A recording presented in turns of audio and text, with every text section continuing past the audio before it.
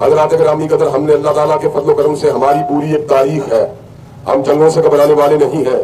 ہم نے بدر کے معرکے کے اندر کفار مکہ کا مقابلہ کیا، ہم نے خیبر کے معرکے کے اندر یہودیوں کا مقابلہ کیا، ہم نے تبوک کے معرکے کے اندر شامی اور رومیوں کا مقابلہ کیا، ہم نے قادسیہ کے معرکوں کے اندر ایران کو شکست دی، ہم نے کیسر کی ہیبت کو مٹا دیا، ہم نے راجہ طاہر کے سر کو گرا دیا۔ غوری اور غزنویوں نے اللہ تعالیٰ کے فضل و کرم سے سومناتھ کے مندر کے اندر سے بتوں کو توڑ کے اس بات کو واضح کر دیا، مسلمانوں کے سر جو ہے وہ غیر اللہ کے آستانے پہ نہیں جھک سکتے۔ حضرات گرامی قدر، آج ہندو جو ہے وہ ننگی جارحیت کے اوپر اترا ہوا ہے، بغیر کسی تحقیق کے، بغیر کسی تفتیش کے اپنے ملک میں ہونے والے دہشت گردی کے واقعات کو پاکستان کے اوپر تھوپ رہا ہے۔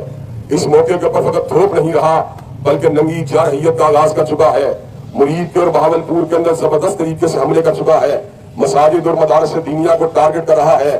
ہم اس موقع کے اوپر اس بات کا اعلان کرنا چاہتے ہیں کہ افواج پاکستان نے اللہ کے فضل و کرم سے ہندوؤں کی جارحیت کا ڈٹ کے مقابلہ کیا ہے، ان کے جہادوں کو گرایا ہے، ان کے ڈرونز کو گرایا ہے، لیکن قوم کی یہ امنگ ہے کہ اللہ کے فضل و کرم سے بندر کے ان پجاریوں کو ڈٹ کے جواب دیا جائے۔ ہم اس بات کی توقع کرتے ہیں کہ ہماری بہادر افواج انشاءاللہ ہندوؤں کی ننگی جارحیت کا ڈٹ کے مقابلہ کریں گی۔